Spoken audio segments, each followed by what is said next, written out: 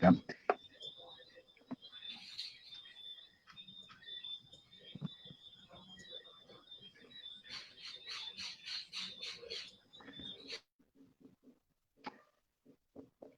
Muy buenas noches.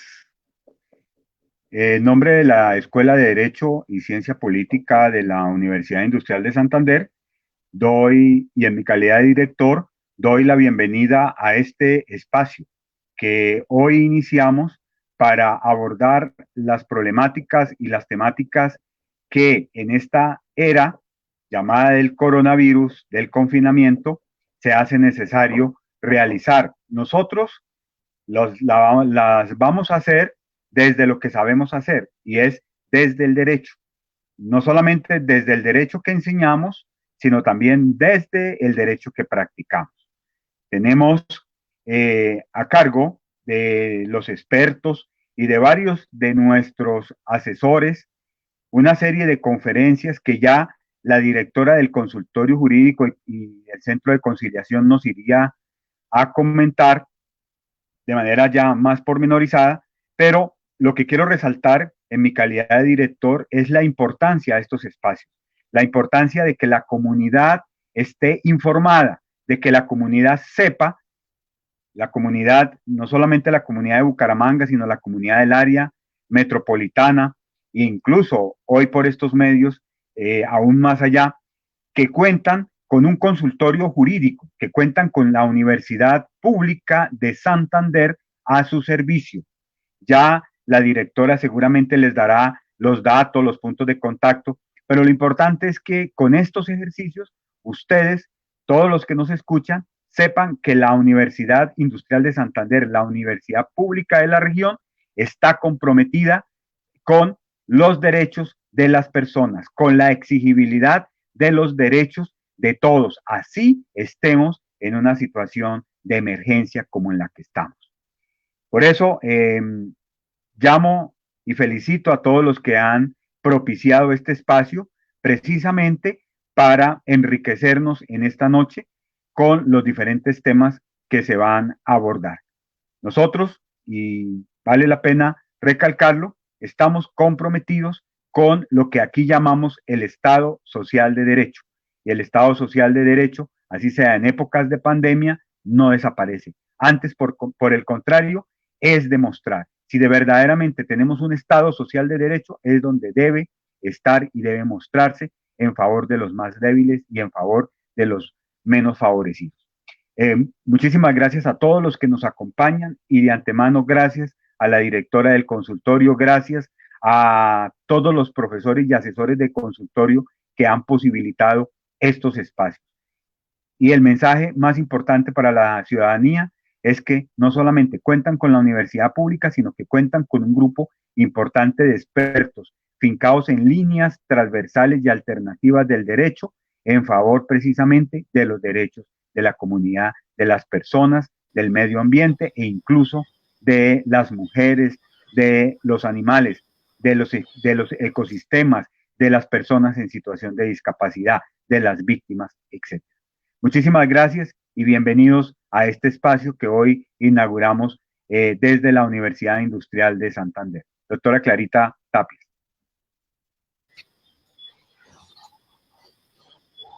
Gracias, doctor. Muy amable al doctor Javier Alejandro Acevedo.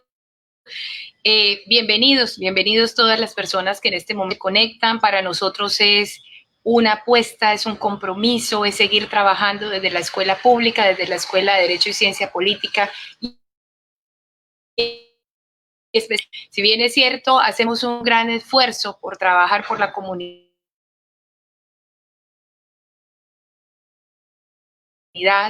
grupo de expertos, abogados en las diferentes áreas del derecho, y hoy está este ciclo de charlas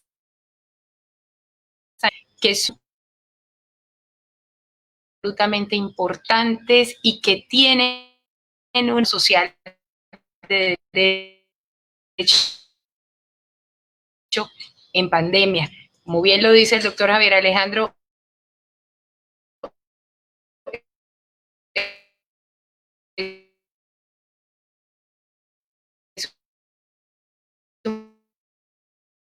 momento, comunidad universitaria, a los colegas, abogadas, y en estos tiempos nos llama y realmente nos convoca a cada día ser más precisos, estar en ese acompañamiento a las personas, al más vulnerable, al excluido. Pues bien, en ese orden de ideas, personas que han estado detrás de este gran trabajo, estar acá no es fácil, coordinar,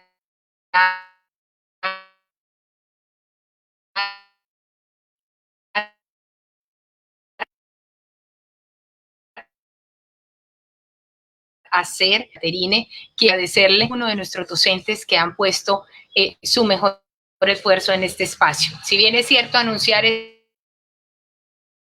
este especial de pedagogía en derecho, nos lleva a abordar diferentes aspectos, diferentes espacios que estamos seguros que sumarán en todo este escenario y que también los lleva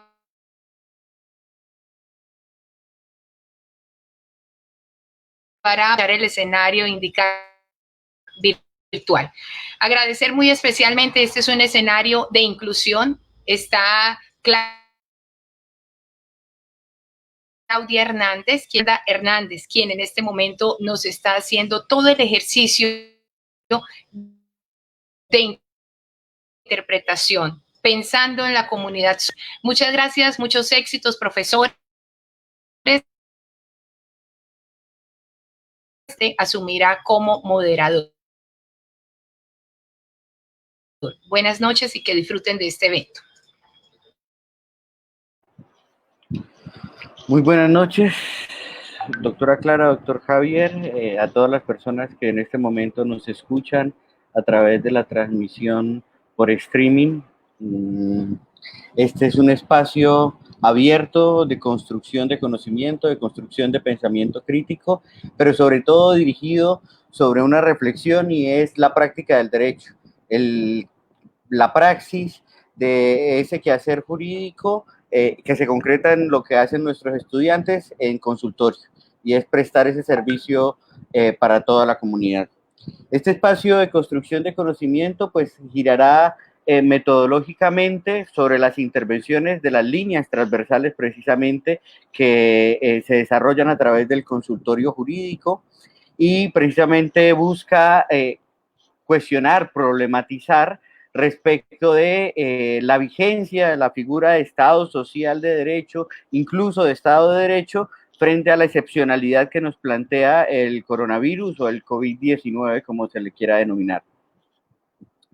Para eso vamos a tener algunas intervenciones de los asesores del consultorio jurídico, y nos acompaña el doctor Cristian Gómez con la primera intervención respecto de todo este escenario problemático que nos plantea la pandemia frente a la vigencia de los derechos económicos, sociales y culturales, de los derechos civiles y políticos, de los derechos bioculturales, a propósito de la crítica situación que en este momento se vive en la Amazonía colombiana. Le dejo la palabra al profesor Cristian Gómez, que nos contará un poco más al respecto.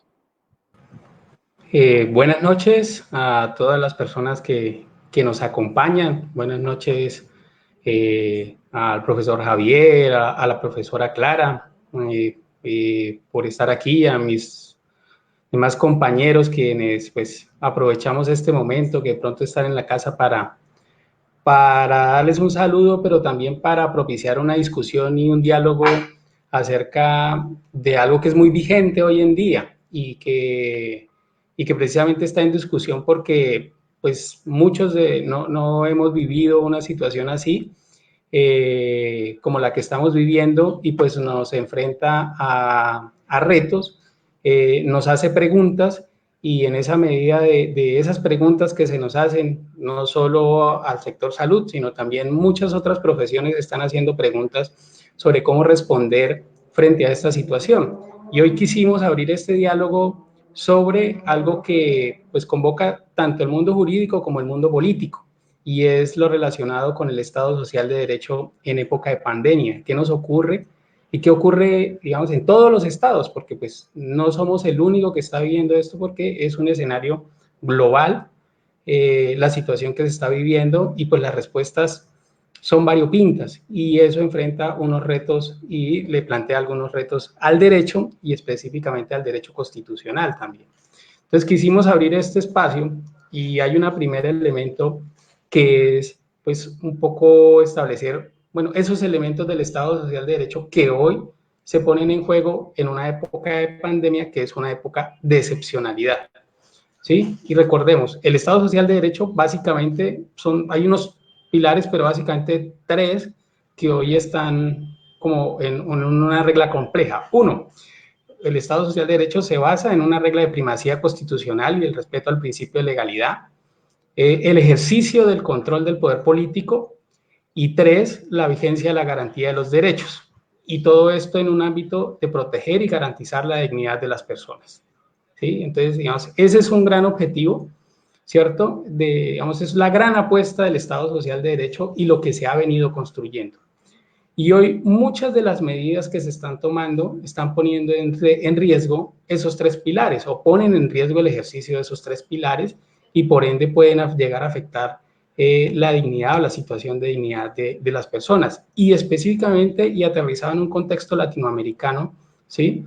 Pues es mucho más complejo, pues porque nuestra región es muy desigual, ¿sí?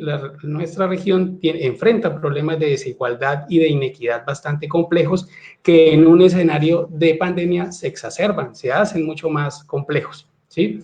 Hay pobreza extrema, ¿sí? Altas tasas de informalidad laboral, ¿cierto? Ingresos precarios. Las cárceles en Latinoamérica están colapsadas en todas partes, ¿sí? Y la vivienda también es un problema. Hay muchos procesos de conurbación que difícilmente tienen acceso a agua, saneamiento básico y un escenario de pandemia y las medidas que se toman para enfrentar la pandemia lo que hacen es de alguna manera acentuar y exacerbar esas situaciones, ¿sí? Y específicamente los impactos pues también son diferenciados de acuerdo a los niveles de vulnerabilidad que tienen las personas, que ya vienen pues específicamente hay unos grupos poblacionales que tienen altos niveles de vulnerabilidad, las mujeres, los niños, las personas mayores, las etnias, los afrodescendientes, ¿sí? Entonces, al verse impactado, pues esto lo que hace es afectarlos aún más. Y hay unas preocupaciones que se plantean desde lo político y desde lo jurídico, y es que las respuestas de los estados latinoamericanos, y de casi todos los estados, y el nuestro también en particular, los enfrentan con estados de excepción, es decir, la normalidad no les sirve y hay que asumir un estado de excepción, y esos estados de excepción llevan a una restricción de derechos, ¿sí? Y hemos visto cómo la movilidad, ¿cierto? El derecho de reunión, ¿sí? El uso de la vigilancia electrónica, ¿cierto? Para rastrear la propagación, para vigilarnos, para controlarlos, también se hace, se incrementa, y pues no sabemos los controles que hay frente a esas medidas. No conocemos y no tenemos información de eso, cómo se controla, qué pasa con esa información, cómo se controla a quienes hacen efectivas las medidas de restricción de derechos, ¿sí?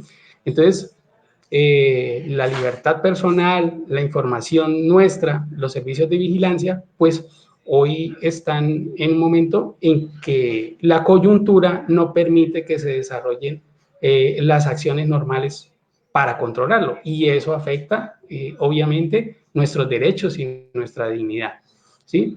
Y eso pues de alguna manera pues hace que tengamos una situación compleja. Hay un documento muy interesante que se hace en el escenario de la Comisión Interamericana de Derechos Humanos que da unos lineamientos y establece unos criterios para que precisamente los estados latinoamericanos lo tengan en cuenta, y que quisiera conversar y que quisiera aprovechar para conversar aquí en este escenario precisamente porque es muy importante tenerlo en cuenta, y porque es muy importante poner unos criterios como guía para poder hacer ese análisis, ¿sí? Y básicamente esta resolución, que es la resolución 01 del 2020 de la Comisión Interamericana, se hace en la coyuntura y como dando esos lineamientos a los estados para cómo responder, pero también respetando los derechos y los compromisos internacionales de los estados en materia de derechos humanos. Y entonces trae 4 aspectos que me parecen que son importantes, sobre los cuales, digamos, o trata de responder. 1, la garantía del derecho a la salud, ¿cierto? En el marco de la pandemia, ¿cómo garantizar el derecho a la salud? Y otros derechos en el marco de las pandemias, porque una de las cosas que llama es que los derechos son integrales, ¿sí? Y hay que revisar esa integralidad y hay que tener en cuenta esa integralidad de los derechos, ¿sí? Hace un llamado de atención y unas referencias a cómo aplicar, ¿sí? O qué tener en cuenta para la aplicación de los estados de excepción y la limitación de los derechos. Unos lineamientos para atender grupos de especial vulnerabilidad. Y por último, un 4 aspecto que trate los elementos para tener en cuenta en materia de cooperación internacional y buenas prácticas, ¿sí? Y ese ejercicio, el llamado a la buena vecindad, que tanto falta nos hace hoy en día. Con respecto al derecho a la salud, básicamente, 1, digamos como central, honrar los compromisos internacionales en materia de derechos humanos, ¿sí? Y debe cumplirse de buena fe. Y todas las políticas públicas que se desarrollen para responder a la pandemia deben tener un enfoque de derechos. Y un enfoque de derechos humanos que garantice la universalidad, la no discriminación, ¿cierto? Y la interdependencia y la interrelación entre todos los derechos, ¿sí? La perspectiva de género, la perspectiva de la diversidad en la que nos encontramos. En esa medida, ¿cierto? Todo lo que hagamos en materia de salud, trabajo, educación, vivienda, alimentación, que es importante garantizarla hoy en día, ¿sí? Debe tener ese enfoque y deben tener unos criterios y unos estándares que permitan respetar esos derechos, ¿sí?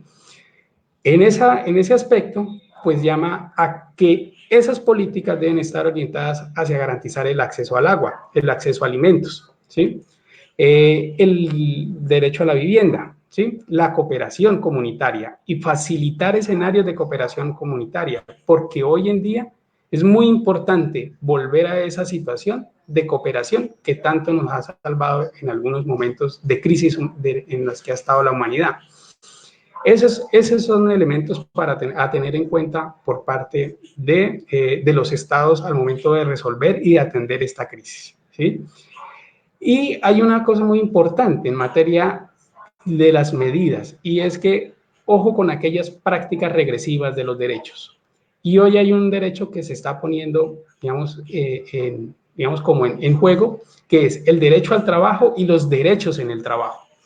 Hoy se pretende aprovechar el escenario de pandemia para plantear algunas medidas de flexibilidad de condiciones laborales, ¿sí? Ya empezaron a promover esa flexibilización laboral, que implica reducción de salarios, reducción de garantías mínimas, reducción o dificultades en el derecho a la negociación colectiva, limitaciones frente a eso, la seguridad social y el sistema pensional. Hoy hay referencias y hay situaciones, discusiones en torno a eso, ¿sí?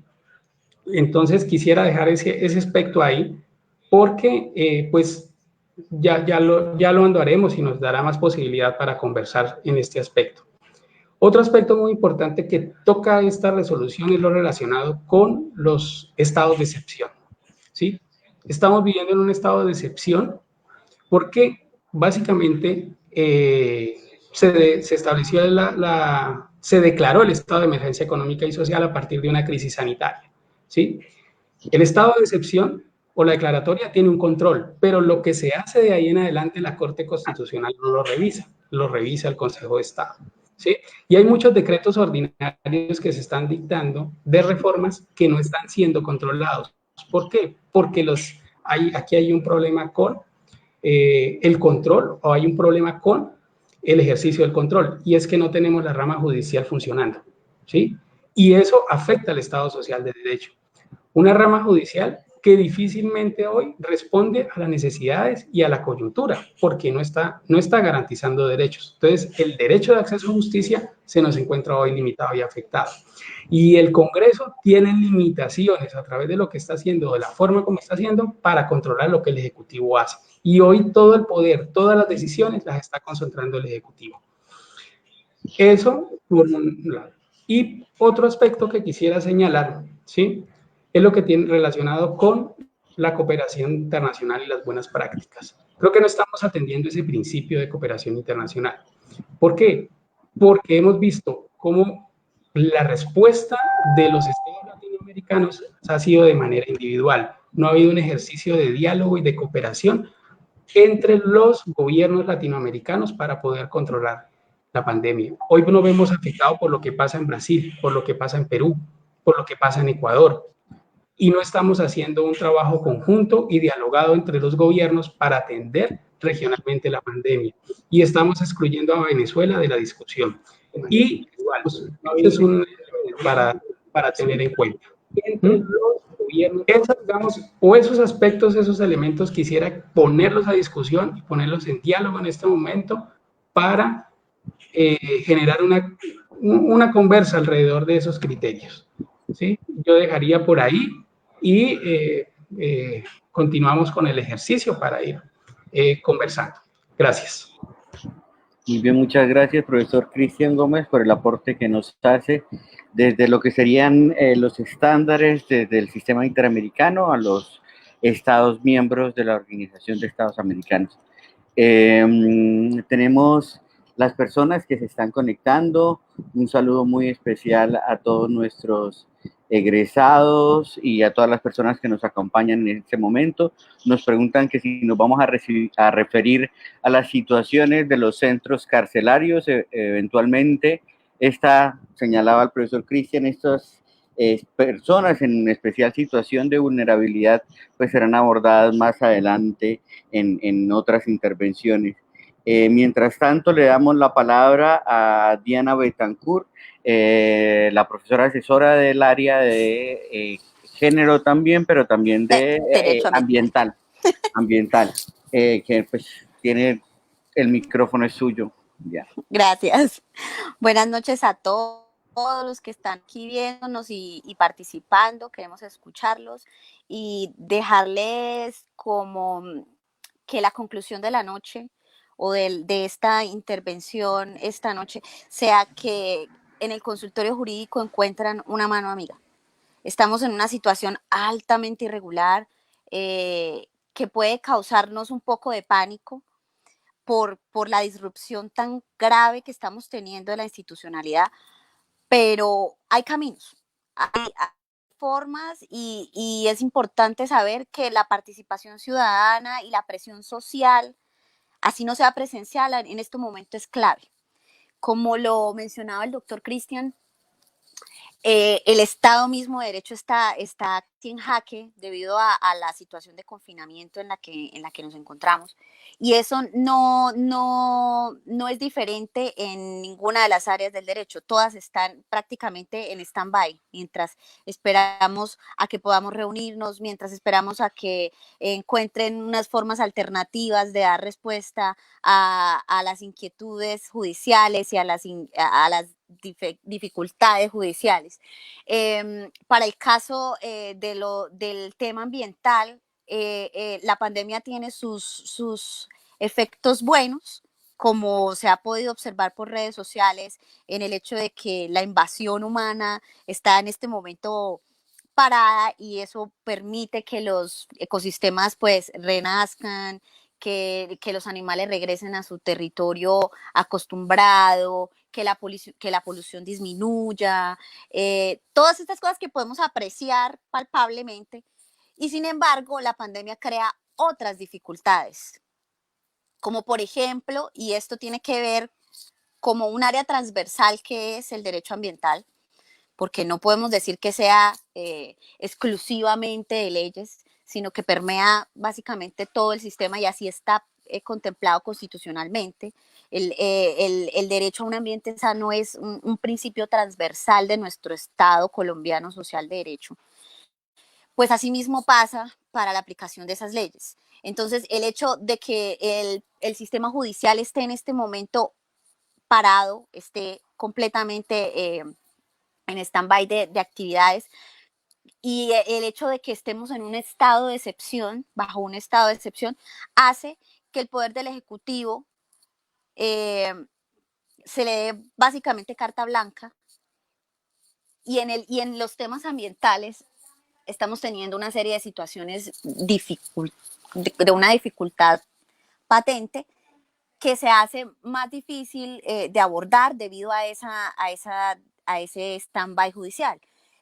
Para el entorno santanderiano, por ejemplo, solamente nada más aquí en el entorno santanderiano y en específico el área metropolitana, tenemos dos situaciones graves que la situación de pandemia está habilitando a los ejecutivos, tanto nacional como municipal, para abusar de esos poderes de excepción y para lograr avanzar agendas con las que la ciudadanía no ha hecho un acuerdo específico.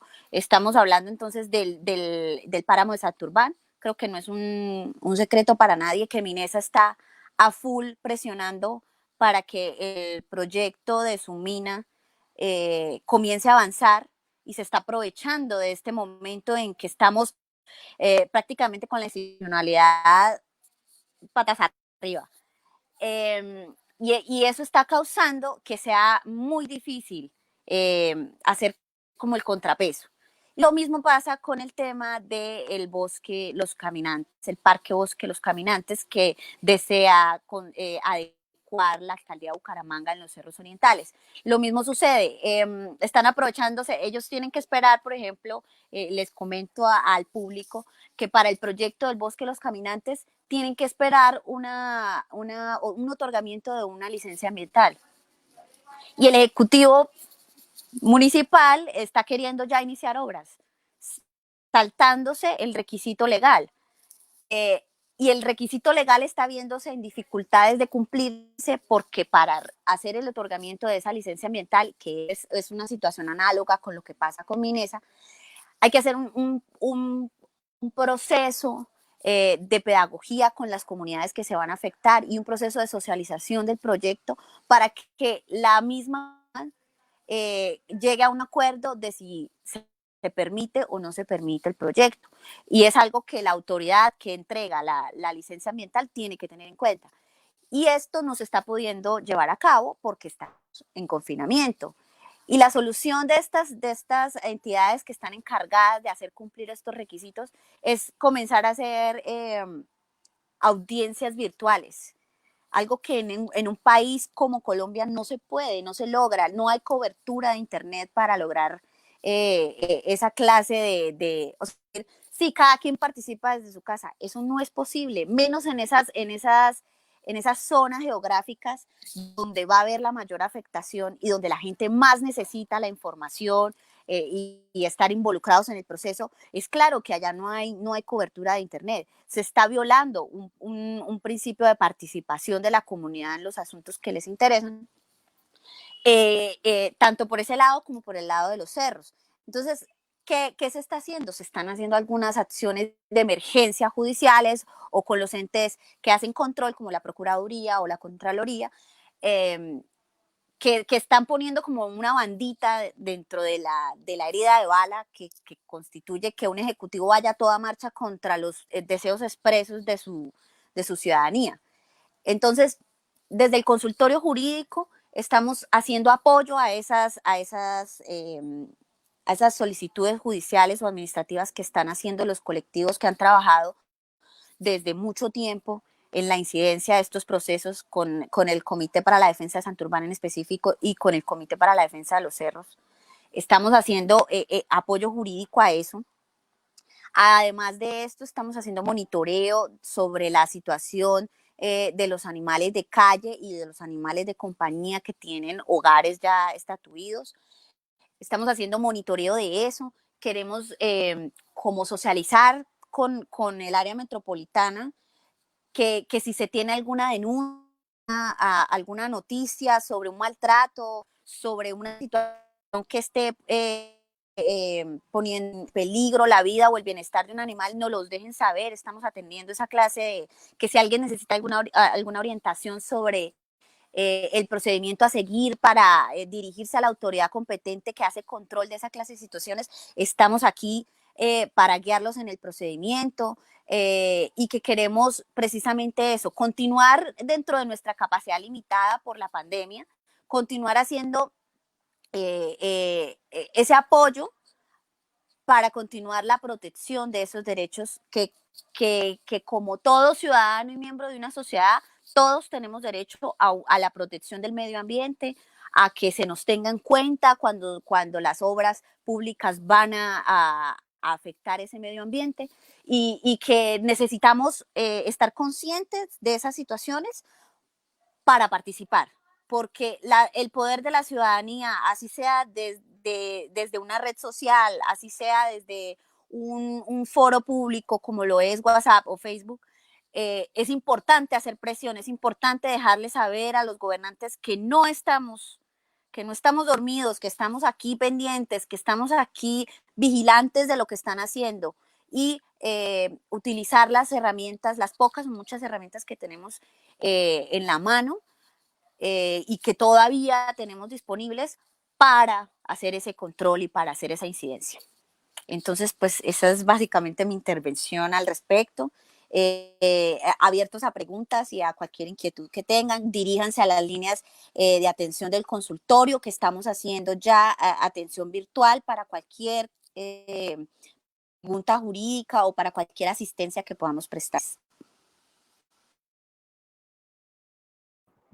Bueno, muchas gracias, profesora Diana Betancourt, por su intervención, que nos recordaba precisamente que en estas situaciones de excepcionalidad, precisamente la pandemia nos señala ciertas tensiones y ciertas intencionalidades de adelantar agendas, principalmente en temas de derechos ambientales, de derechos de otros seres no humanos.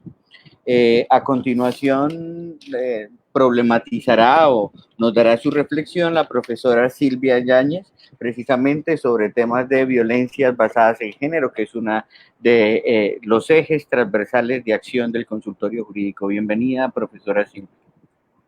Bueno, muchas gracias. ¿Me escuchan bien? Muy bien, fuerte y claro. Bien, gracias. Saludar a todas las personas que nos están viendo en este momento, en este espacio virtual que nos llama a la adaptación, pero también a mantenernos unidos, a saber toda la comunidad de Bucaramanga, el área metropolitana, en Santander, cuentan con el consultorio jurídico de la Universidad Industrial de Santander y especialmente con las líneas transversales que buscan justamente lo que ya han dicho mis antecesores, apoyar a las comunidades, a los sectores, a los grupos poblacionales más afectados o que sufren discriminación, marginalidad, exclusión. En particular, pues yo me voy a referir a la situación de las violencias de género. Y creo que esta pandemia nos ha permitido o ha dejado en evidencia dos cosas. La primera es, y la fundamental, es que existe una gran brecha entre lo que está, digamos, estipulado como obligación del Estado colombiano, el Estado Social de Derecho en Colombia, de protección frente a las mujeres y las niñas, y lo que realmente ocurre en la vida cotidiana de las mujeres y las niñas.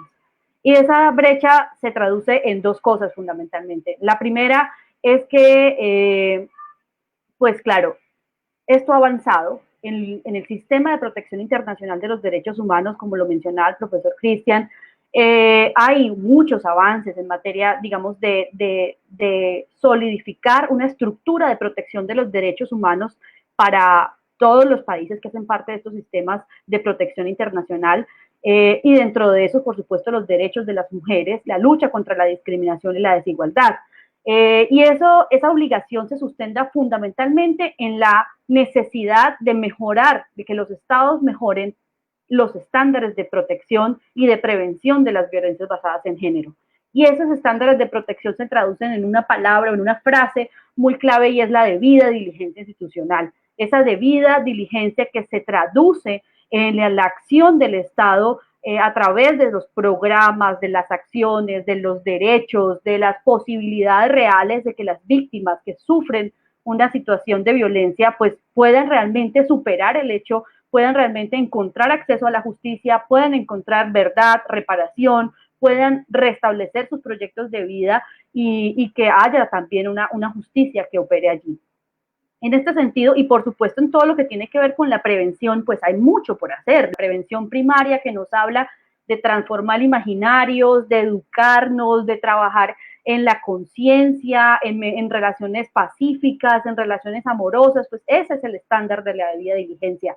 Pero la brecha de la que hablo es de que eso está ahí, digamos, como paradigma, como estándar, como medida a la que hay que llegar, a la que debemos todos llegar, pero que sin embargo en la realidad eso no se refleja. Y esta pandemia lo ha hecho más que evidente. En primer lugar, pues reconocer la pandemia en la sombra, o sea, la realidad que viven las mujeres y las niñas en las comunidades, en las familias, en la que continúa y sigue, está siendo una realidad las violencias psicológicas, físicas, los maltratos, los abusos, y no solamente, pues, digamos, voy a centrarme en los temas de mujeres y de niñas, porque pues es el tema de la línea transversal de género, pero en evidencia también todos los sectores discriminados, los adultos mayores, los niños y las niñas, los adolescentes y los jóvenes.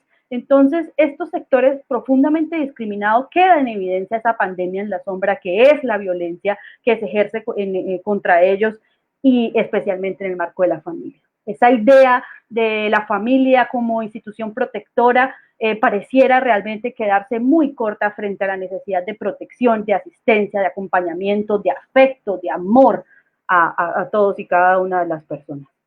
Y lo segundo que ha quedado en evidencia, porque se ha exacerbado, es la fragilidad del sistema de protección de nuestro país, la fragilidad del sistema de protección. Una fragilidad en el ámbito de lo normativo y una fragilidad en el ámbito de la infraestructura. En el ámbito de lo normativo, debo señalar al menos dos cosas. Una es que no ha habido un avance para reconocer todas las formas de violencia de género que existen y encontrarle canales de justiciabilidad a esas formas de violencia. Y hablo en particular de las violencias digitales. Hoy no hay una respuesta en materia normativa que vaya a la par con el avance en las formas de abuso, de discriminación y de violencia en el marco de todas estas redes digitales, del Facebook, del WhatsApp, del Instagram, de todas las redes sociales, que en la que pues hoy en día estamos teniendo casi que el 80% de nuestro tiempo o el 60% de nuestro tiempo ahí en ese interactuando permanentemente, y digamos que no hay una respuesta frente a esas violencias que ocurren en ese ámbito. No hay realmente, es insuficiente la respuesta que hay de manera normativa. Y lo segundo, quizás creo yo, lo más importante es que a pesar de que ha habido un avance en temas, digamos, en la ley 1257, en crear los mecanismos de protección, esto no se ha traducido en una estructura que respalde la implementación del sistema de protección, porque la estructura del sistema de protección sigue estando anclado a la ley 294 de 1996, es decir, a la clásica y familista ley de violencia intrafamiliar. Y entonces, pues todo lo que pensamos de una intervención con enfoque de género, de una intervención efectiva, rápida, eficaz, oportuna, con la debida diligencia, pues queda como en un embudo, en un filtro que realmente a la final pues cae todo en las comisarías de familia, que hoy no tienen cómo garantizar ni el acceso a la justicia, ni las medidas de protección en el marco de la virtualidad. Y entonces las mujeres y las niñas continúan desprotegidas. De esa manera, pues el camino, esa evidencia pone la necesidad de que el Estado se fortalezca realmente y encuentre una coherencia entre la estructura, generando unos procedimientos eficaces, rápidos, oportunos y unas medidas de protección y una justicia de género realmente que llegue a las mujeres, las proteja y las acompañe.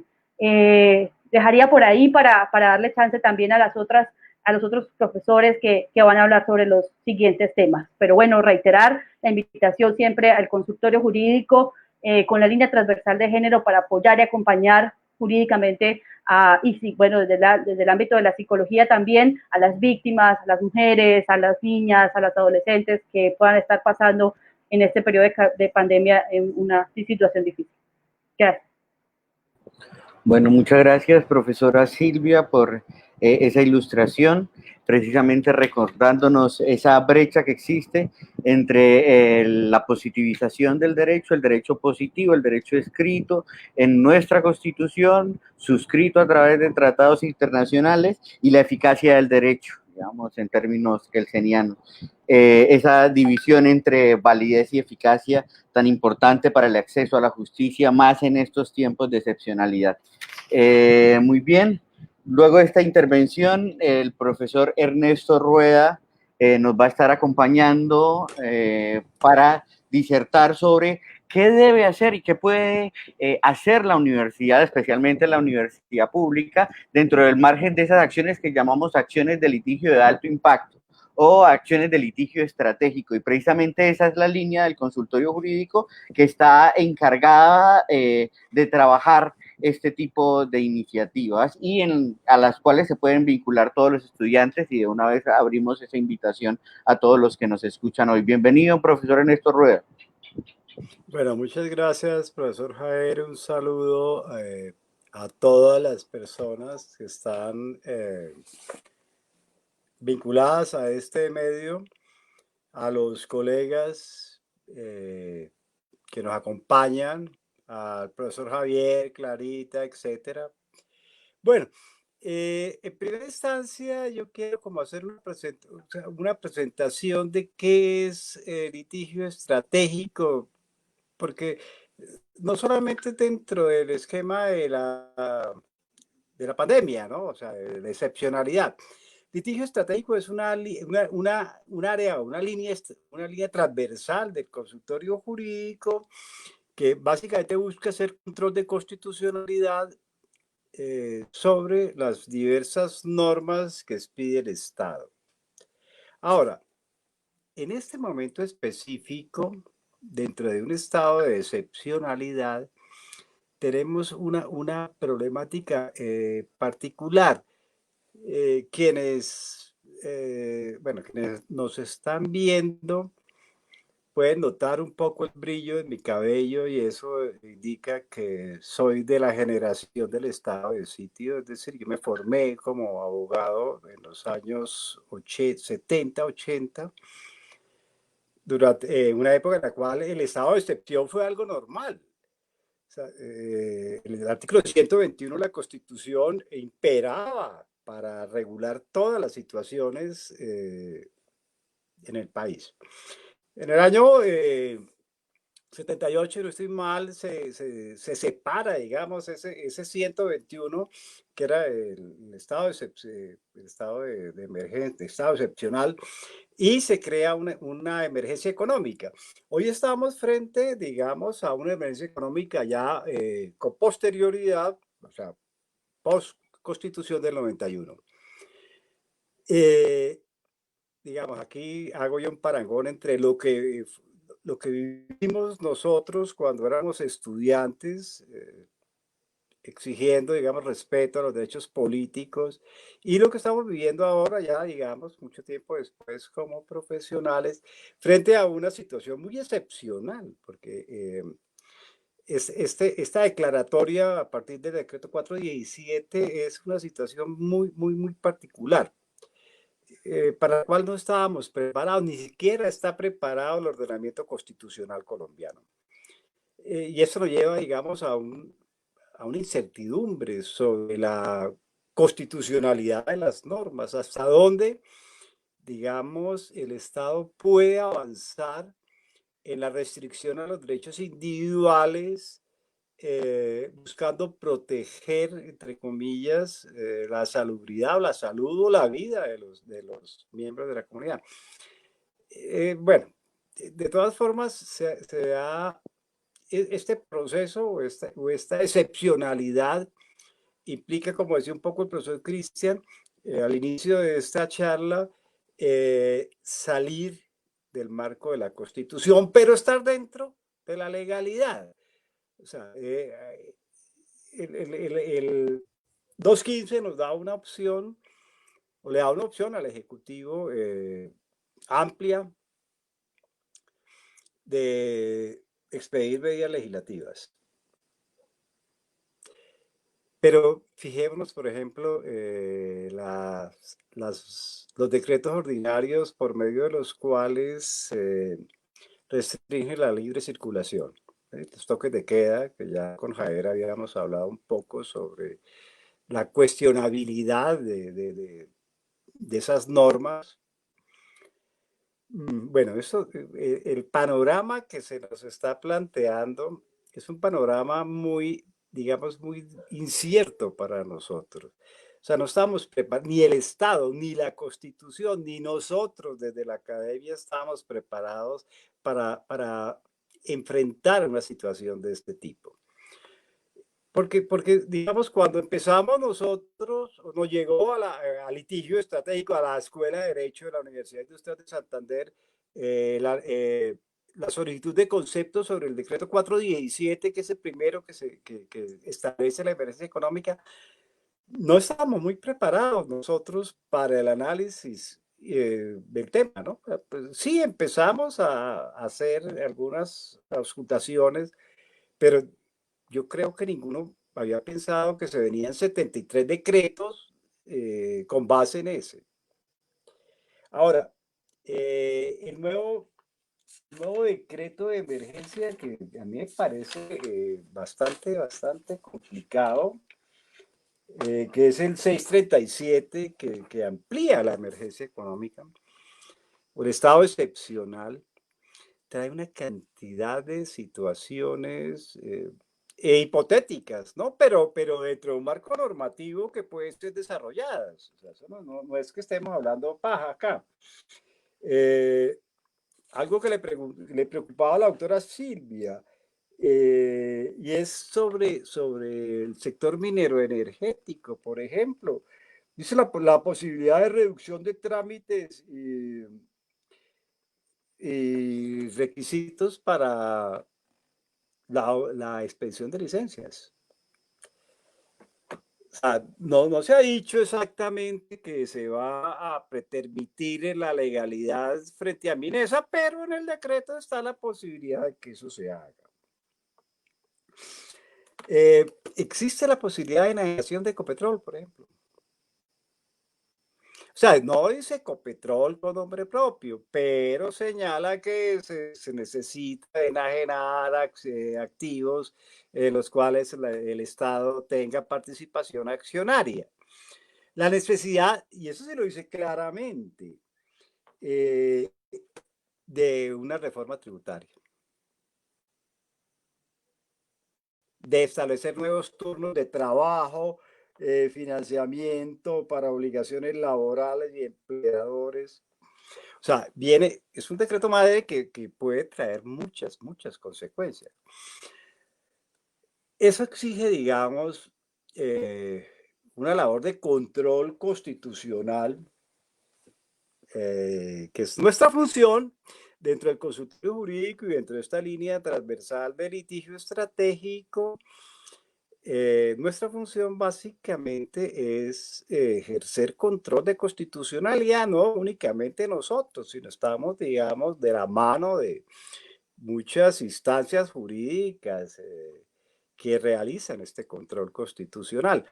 Pero, digamos, es una de las actividades que desarrolla el consultorio jurídico de la Escuela de Derecho de la Universidad Industrial de Santander con mucha responsabilidad, frente a la situación de emergencia. De otro lado, doctor Javier y compañeros, viene el otro tipo de control que estamos tratando de realizar, digo yo, porque la cascada legislativa es violenta, y es el control de legalidad. Cuestión que no, digamos, no estábamos nosotros muy familiarizados. Porque nosotros hacíamos control de constitucionalidad frente a las inexequibilidad que nos invitaban o no. Pero ahora, digamos, todos los municipios, La Belleza, Florian, contratación. Hoy precisamente me pareció curioso que le envié a algunos alumnos, porque ya ayer hicimos la inducción sobre litigio estratégico y algunos estudiantes ya se quisieran vincular.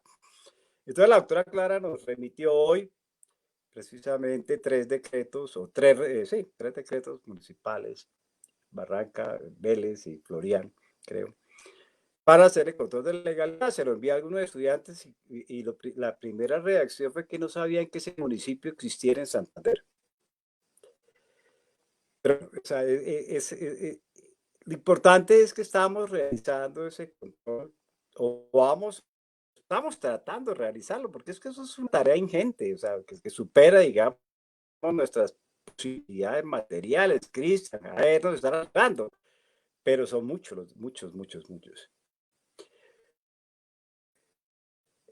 Bueno, pero dentro de, digamos, dentro de la acción del diálogo que no soy de Estado Social, del Estado Social de Derecho, está realmente asediado por la excepcionalidad.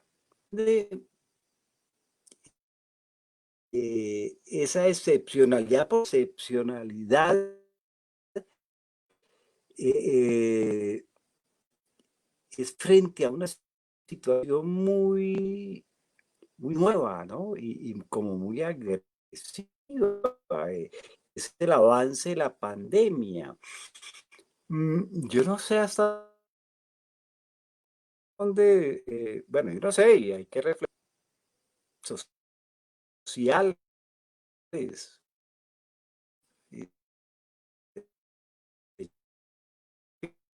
individuales, una ponderación, ¿no? Hasta dónde es necesario, suficiente y pertinente la limitación de los derechos para proteger otros derechos, ¿no? El derecho a la salud, que va conexo a la vida. Pero piensa que todas las medidas restrictivas que está adoptando el Estado, tal vez el doctor Jaer y el doctor Cristian, tienen algunas reservas sobre esos toques de queda y esas limitaciones. Yo tengo una muy clara, y es sobre los mayores de 70, ¿no? O sea, ¿cómo manda, o sea, los mayores de 70? Y dice el presidente, ¿cómo se llama el presidente? Uribe, no, bueno, presidente Duque, que cuidar a nuestros abuelitos. Y entonces a los abuelitos los manda a la casa y no pueden salir. Los mayores de 70 hay que cuidar a los abuelitos. Hombre, eso es una violación clara y rampante del principio de igualdad con los abuelos. O sea, ¿de dónde acá sacó el que los abuelitos? Es que yo estoy cerca de los 70, por eso soy como tan enfático en ese tema. Pero no, me parece fatal, o sea, violatorio bueno, todo ese esquema del Estado Social de Derecho, o sea, las restricciones a los derechos fundamentales decretados por un gobierno que yo no sé, está como utilizando el estado de emergencia para realizar una reforma constitucional. Es lo que yo percibo, una reforma laboral, una reforma tributaria, y todo eso escondido, digamos, dentro del marco del estado de excepción, pretendiendo preservar, digamos, la salud de los colombianos. Eso me preocupa bastante y creo que el gobierno está, digamos, siguiendo la línea que ha seguido tradicionalmente, ¿no? Si usted lee los decretos de emergencia, en los decretos de emergencia hay que leer con mucho cuidado la parte emotiva. Y la parte emotiva, por ejemplo, presenta un panorama absolutamente negro. O sea, estamos en el caos del caos. Y claro, bajo esa perspectiva de un panorama negro, pues es susceptible cualquier actividad, cualquier restricción a derecho y cualquier medida que se adopte. Incluso dentro de este decreto, está en estudio, ¿no? Hace énfasis en el sector turístico, en el sector de los transporte aéreo. O sea, ya viene perfilando la ayuda a Bianca. Bueno, esa es, digamos, como una visión un poco apocalíptica de los decretos del gobierno en este tema de la pandemia. Yo quisiera dejar por ahora y si acaso regresamos más tarde a hacer un debate sobre cómo va la cuestión. Entonces le cedo la palabra al doctor Jaer. Gracias, profesor Ernesto Rueda, por la intervención tan pertinente y que nos recuerda que uno de los escenarios más importantes de la universidad y más de la universidad pública tiene que ser aproximar a los ciudadanos a la materialización de los derechos, en este caso el derecho de participación en un escenario decisivo como es el control de constitucionalidad o el control de legalidad que realizan los tribunales administrativos en el caso de estas situaciones. Muy bien, en este punto tenemos digamos, un muy buen balance de lo que son algunos elementos para problematizar el Estado social de derecho en tiempos de pandemia. Y esta intervención que viene a continuación la va a ambientar las profesoras Luisa Fernanda y Claudia, que nos acompañan en este momento, de la línea precisamente de discapacidad e inclusión. Bienvenida.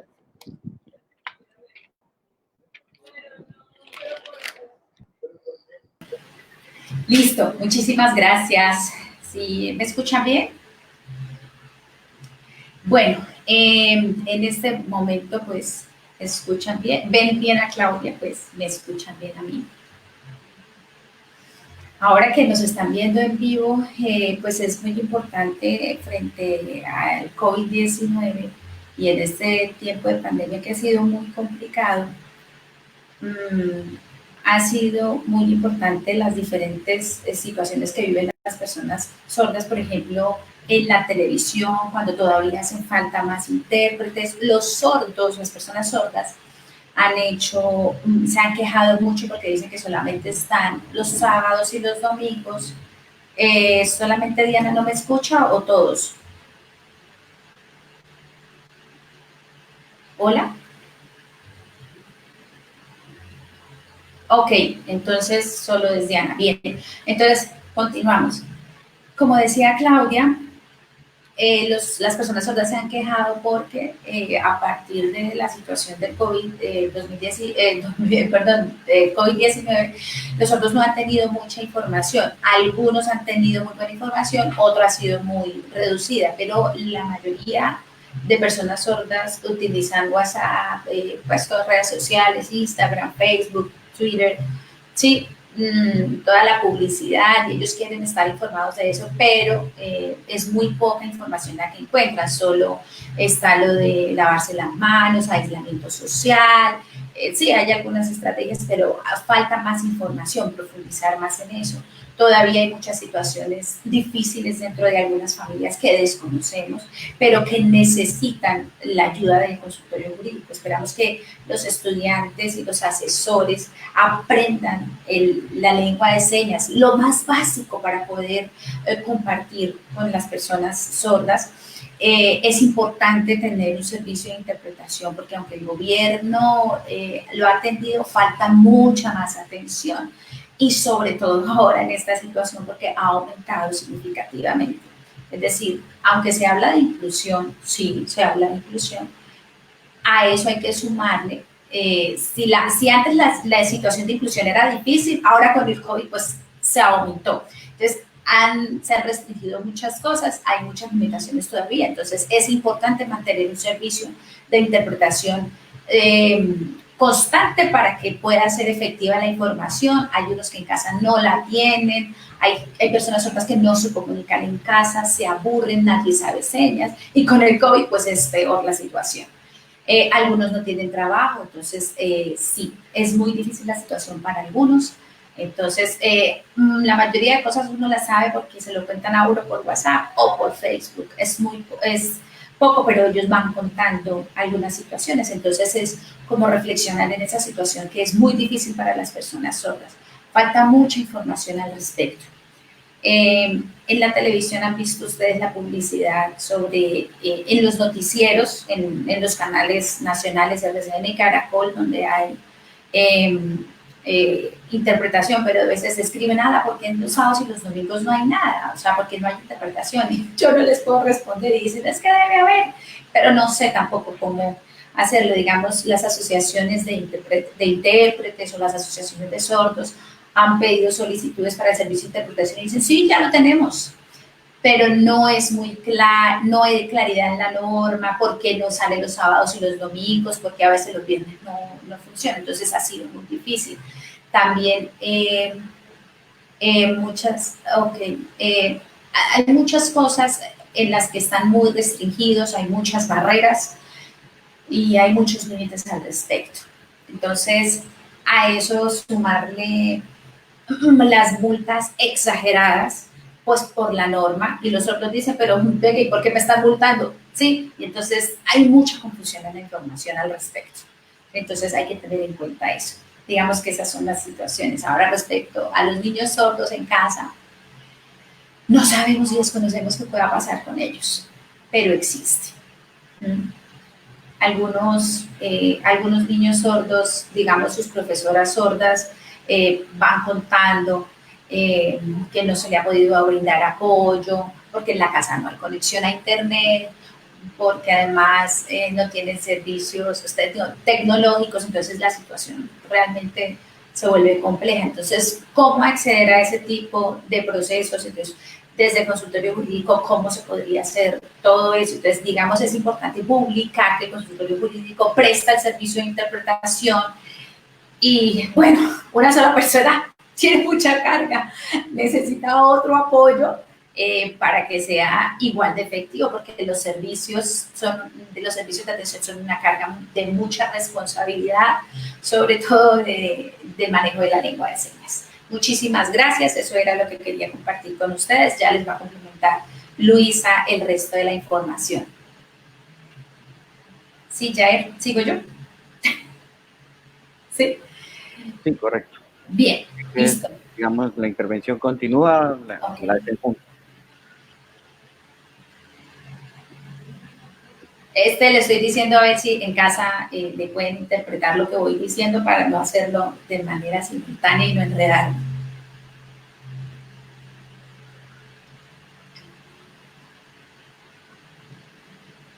Sí, allá, bueno, listo. Entonces en casa le van a interpretar a Claudia. Por ejemplo, este tipo de situaciones. Buenas noches para quienes nos están viendo en este momento. Pues Claudia ha tocado un punto muy complejo.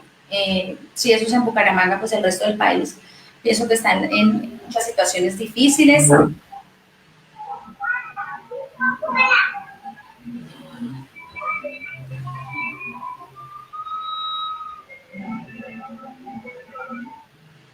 Eso, ya, es que es al revés, ya. Entonces, una situación compleja ha sido esa. Si antes de la pandemia era difícil el acceso a la información con servicios de interpretación, ahora es peor, porque antes salían y podían conseguir amigos o servicios de interpretación, pero ahora no salen. Aunque hay medios tecnológicos, todos no tienen el acceso a la conectividad. Eso en términos de discapacidad auditiva y relacionado con las otras discapacidades, pues también han tenido muchas dificultades. Y aún las personas que no tienen ningún tipo de discapacidad presentan muchas dificultades a nivel emocional, porque naturalmente no estamos adaptados a este tipo de situaciones o a este tipo de confinamiento, ¿no? Quédese en la casa. Aunque uno suele poner en contrapeso aquellas otras situaciones donde las personas se confinan en contra de su voluntad, ¿sí? Por ejemplo, vamos a recordar lo sucedido con los trabajadores en Chile que se quedaron bajo la tierra. Eran 33 personas, 69 días, sin comida, confinados, es decir, en un espacio muy pequeño, con poco oxígeno, y aún así lograron sobrevivir. Entonces, de alguna manera, entre muchas dificultades y estas situaciones que se han presentado, digamos que algunos han podido sobrellevar la situación. Yo sé que no es fácil, porque no estoy diciendo que sea fácil. Mucha gente no tiene las oportunidades que esta pandemia trae, porque esta es una consecuencia mundial, no estamos hablando solo de Bucaramanga. Solo estamos diciendo que sí hay posibilidades de atención para las personas en Bucaramanga. Para eso cuentan con el consultorio jurídico y el Centro de Conciliación de la Universidad Industrial de Santander. Si ustedes necesitan algún tipo de asesoría psicológica, la mayoría de las atenciones que se hacen en el consultorio jurídico pasan por las líneas transversales, porque de una u otra manera están ligadas, somos seres integrales y no estamos solos. A mí solamente no me pasa un mal genio, así nomás, no, tengo que hacer todo un proceso. Si yo tengo dañada una uña, cada vez me van a machucar la uña y voy a estar así, bravo todo el tiempo por eso. Entonces, una situación lleva a la otra. Lo mismo pasa con las asesorías. Si hay padres que se están separando, ¿quiénes quedan en la mitad? Los niños. ¿Qué manejo se le da a eso? Para eso estamos en la línea de psicología, para brindar ese tipo de asesorías. ¿Qué pasa en una relación padre-hijo cuando ya los chicos son adultos? Entonces, ahí se brindan otro tipo de asesorías. Y un sinnúmero de asesorías en todo el aspecto de psicología y en todo el aspecto de discapacidad. Entonces, seguimos atentos a poderles brindar toda la asesoría y el seguimiento de los casos que ustedes lleven, porque no es fácil. Si antes de la pandemia era difícil llevar situaciones, ahora con la pandemia aumenta, se hace más evidente y es necesaria la intervención de todo el grupo de asesores que están de manera integral atendiendo las necesidades de la comunidad.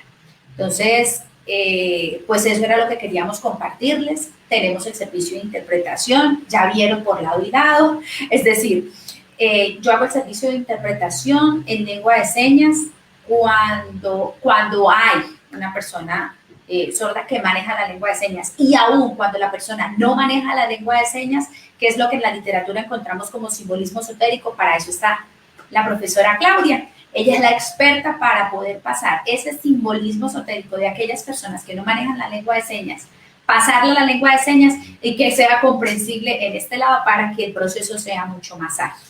Entonces, eso era lo que queríamos compartirles, que sepan que cuentan con el apoyo del consultorio jurídico en estas líneas transversales que hemos mencionado. La mía, pues, de la que nosotras nos encargamos con Claudia, que es la línea de psicología y discapacidad. Entonces, ya como han visto, los datos de correo electrónico, número telefónico, entonces, bienvenidos, ahí vamos a estar atentos para poderles brindar todo el apoyo que necesiten. Muchas gracias.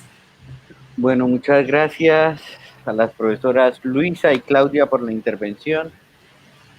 En este momento estamos casi terminando, luego de 1 hora y 20 minutos aproximadamente de reflexión sobre la vigencia de este modelo constitucional, si se quiere ver de alguna manera, el Estado social de derecho ante una situación emergente como es la pandemia por COVID-19.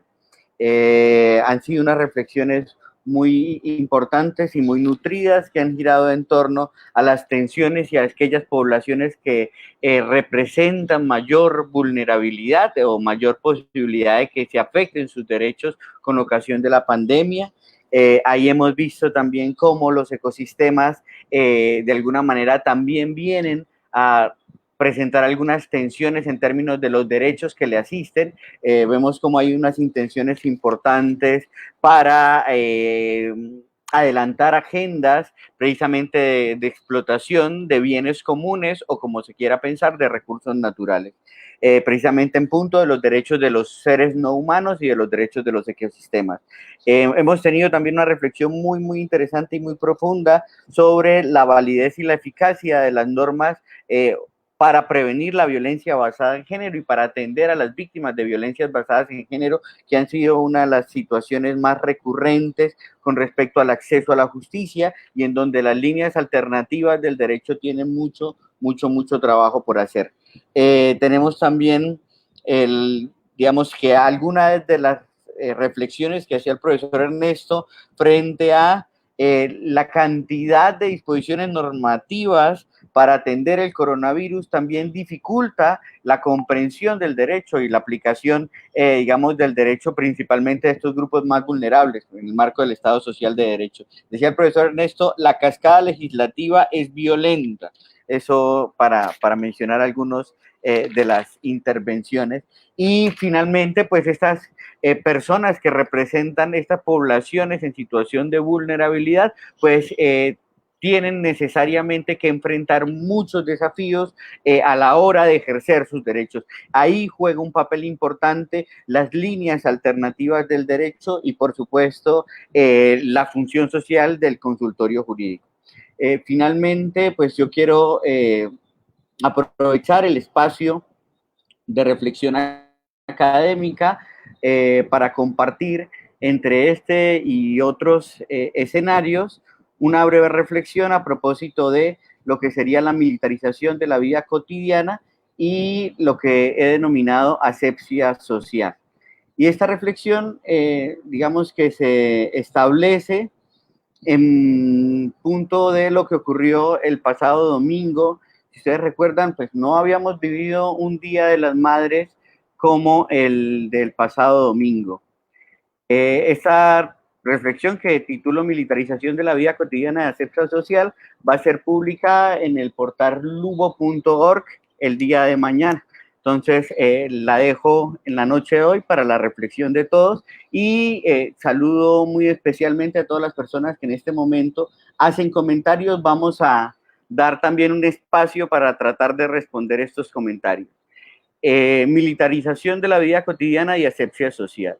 En la mañana del domingo 10 de mayo, un helicóptero sobrevuela Bucaramanga. En una acción de perifoneo casi ininteligible, desea feliz Día de las Madres. No es ocasional. Esta aeronave irrumpe en la cotidianidad bucamanguesa con regularidad.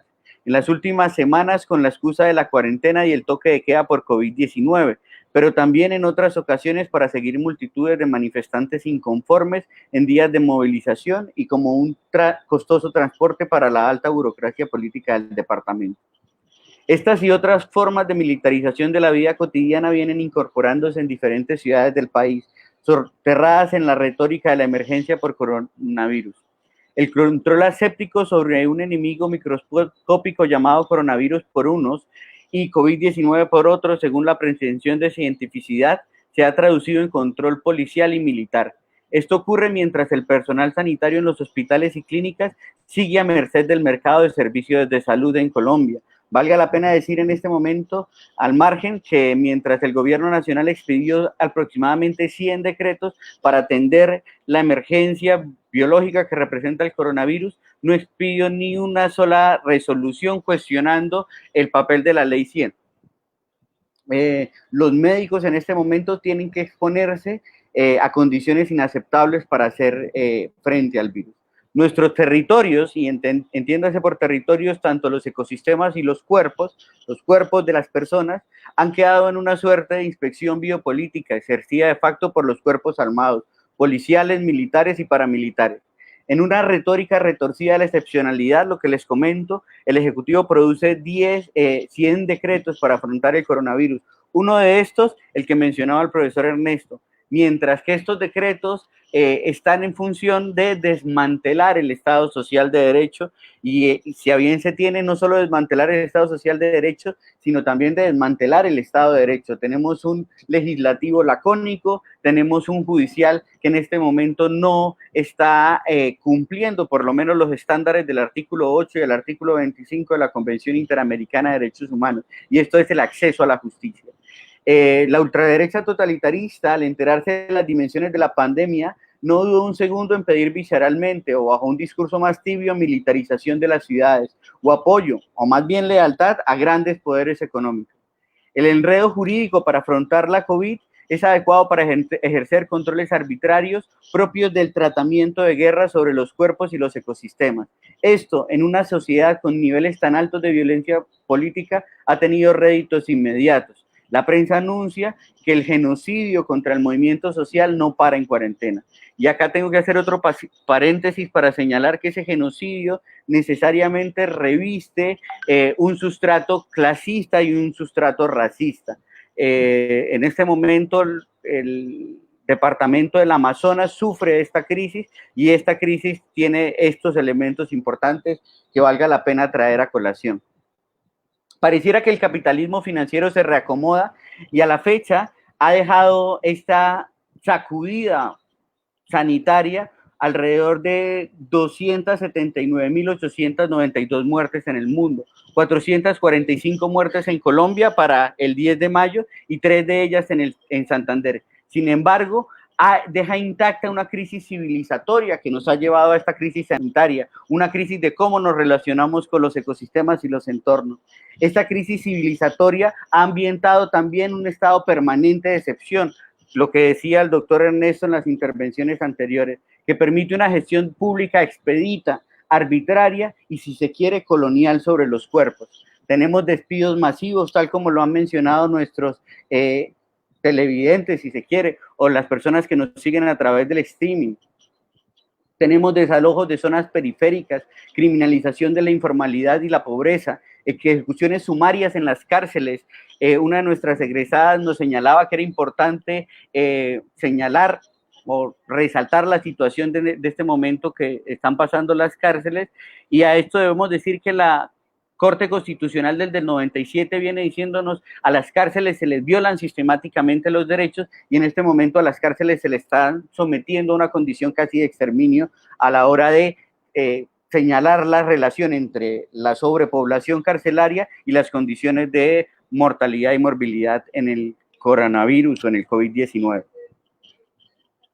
Violaciones en estaciones de policía, apropiación de recursos públicos disfrazados de ayudas y subsidios y mercados evidencian la profundización de las relaciones neoliberales y la capacidad del mercado para seguir expoliando al ser humano y la naturaleza sin desestabilizarse considerablemente. Esta excepcionalidad crítica en términos biológicos para los humanos revela nuestra fragilidad, nos pone en riesgo, pero no asusta al capitalismo financiero transnacional que ha calculado en su funcionamiento un virus tan terrorífico como el que recorre nuestros territorios, mientras se nutre de la crisis. Ante la pandemia, nuestro sistema constitucional resultó más frágil que nuestros cuerpos. La retórica de la excepción diluye las conquistas sociales, otrora incorporadas como derechos, y hoy ejercidas como privilegios que el mercado concede a unos y niega sistemáticamente a otros.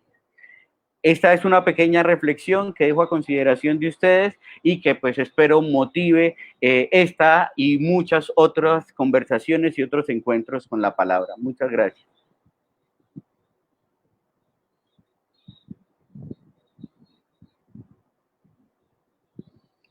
Un saludo muy especial a las personas que en este momento están comentando.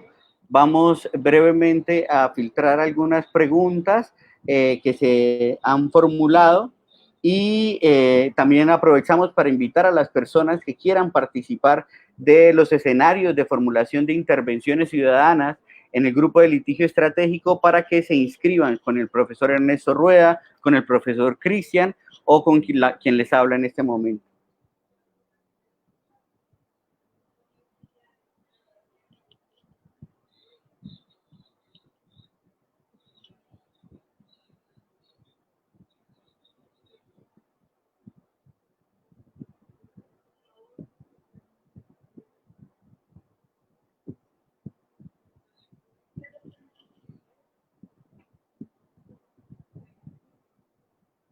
Muy bien, Ecoamistad de Santander nos comenta, Santander, estado de excepción, aprueba planes de desarrollo sin socializar, niega participación a ONGs, asociaciones campesinas y peor aún a organizaciones socioambientales. El acceso a la justicia quedó en manos de personerías y lo poco que permiten es hacer a la Defensoría del Pueblo.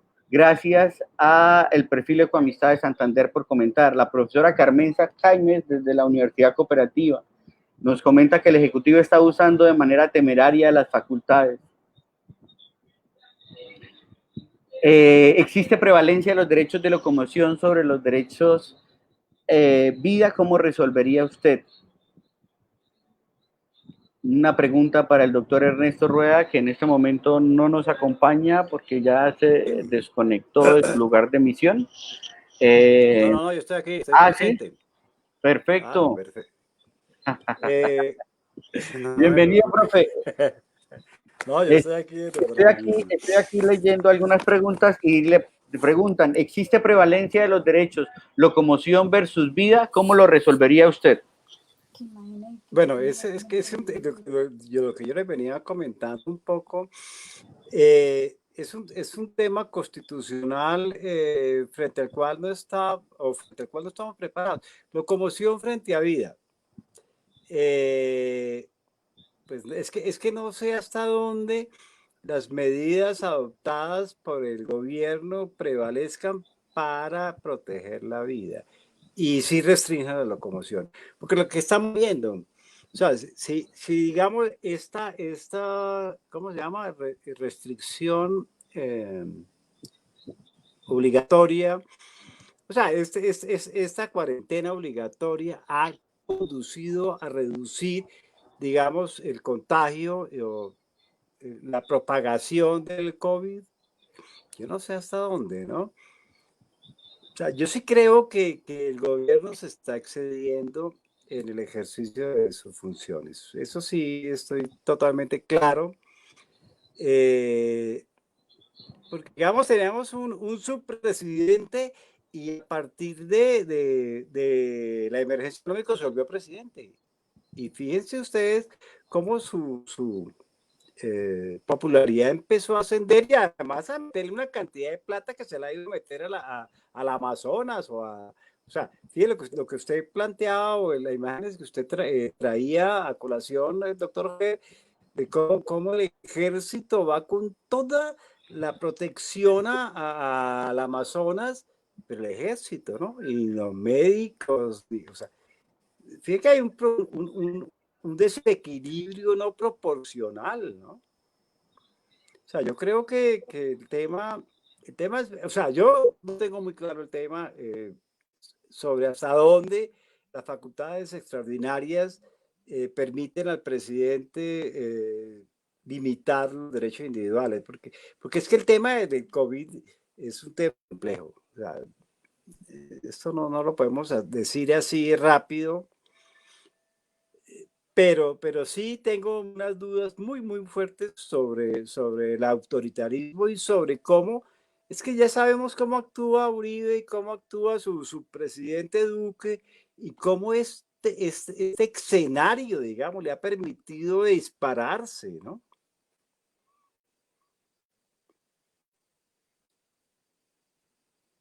Sí, precisamente frente al encuentro entre estos dos principios, pensaría yo, el de la libre locomoción o la libertad en términos generales y entre la obligación que tiene el Estado de preservar la salud de sus ciudadanos. Recordemos pues que el Estado no puede asumir una posición paternalista a la hora de restringir ciertas posibilidades de desarrollo del proyecto de vida de cada persona, ¿no?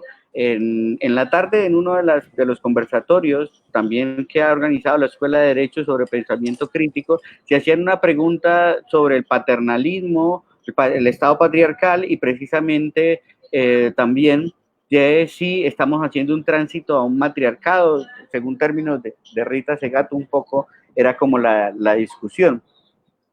Yo creería que tenemos que revisar muy a fondo la posibilidad de implementación de las medidas. Esto es la real relación de los principios entre la libertad de locomoción y la afectación a la salud. Es decir, hay algunas medidas que necesariamente tenemos que evaluar en su implementación. Por ejemplo, restringimos la locomoción de todas las personas, pero en el transporte urbano vamos a disminuir la operación del transporte al 50%, generando pues que haya congestión en el medio masivo de transporte. Esta y otras medidas pues tienen que ser estudiadas a través, pues hay varios métodos de la interpretación y de la argumentación para poder balancear en estas situaciones, pero yo creería que hay que hacer ese balanceo necesariamente en concreto y principalmente frente a las condiciones particulares de cada región en la implementación de las medidas para prevención del COVID o del coronavirus.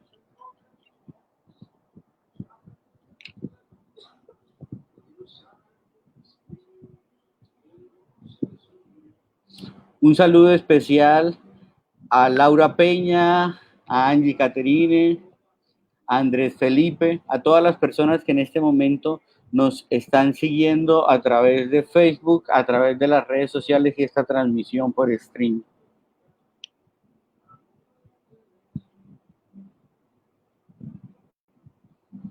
Un saludo a Diana Archila, dice: la garantía de los derechos de los niños y niñas en medio de la pandemia es muy difícil. pues la violencia intrafamiliar aumenta y la restricción y limitaciones que nos tienen las instituciones no permite la prevención. Se nota en los municipios de sexta categoría lo precario que es el sistema. Un saludo hasta Mocoa, en el departamento del Putumayo, en donde se encuentra trabajando esta egresada.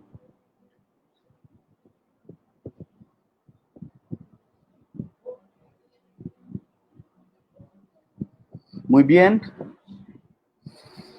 Siendo entonces las 7:39 de la noche, agradecemos a todas las personas que hasta este momento nos han acompañado. Ha sido el primer escenario de reflexión, ha sido el primer escenario de problematización. Seguramente hay mucho por decir, hay mucho por cuestionar, hay mucho por aportar y vamos a continuar en esa tarea de construir conocimiento y construir conocimiento acompañado de la razón de ser del consultorio jurídico, que es estos grupos precisamente que se encuentran en situaciones de desprotección y de debilidad manifiesta. No sé, la doctora Clara quiere señalar algo, alguno de los compañeros antes de terminar. Gracias, ¿no? Pues agradecerles a todos y a cada uno, doctor Yaer, cada uno de los docentes que conforman esta línea tan importante, estas líneas transversales de atención. Agradecerles un saludo muy especial a todos nuestros egresados, a todos los estudiantes que nos están acompañando. Sabemos de su compromiso, sabemos, un saludo para Diana en Mocoa, qué alegría que esté con nosotros, de verdad que qué bien. Y de verdad, este es un ejercicio y es el primero. Seguiremos con nuestro ciclo también de videoconferencias. La idea es acompañar y brindar las herramientas pedagógicas, dejar obviamente las puertas del consultorio jurídico abiertas para todos estos diferentes espacios que son tan valiosos y que estamos seguros que debemos seguir trabajando por esa transformación de esa realidad social, que en este momento ninguno la tenemos fácil, pero si bien es cierto, si tenemos voluntad, tenemos compromiso y tenemos todo un equipo de trabajo que ustedes como docentes lideran y acompañan toda la formación de nuestros estudiantes. De mi parte, nada más que decir muchas gracias a ustedes y esperamos que nos sigan acompañando en este ciclo que nace en Pedagogía de Derechos. Muy bien, muchas gracias a todas las personas que nos acompañaron, a los profesores que dispusieron de su tiempo para presentar. Un saludo a Marta, a Violet Carbono y a todas las personas que están desde el Facebook.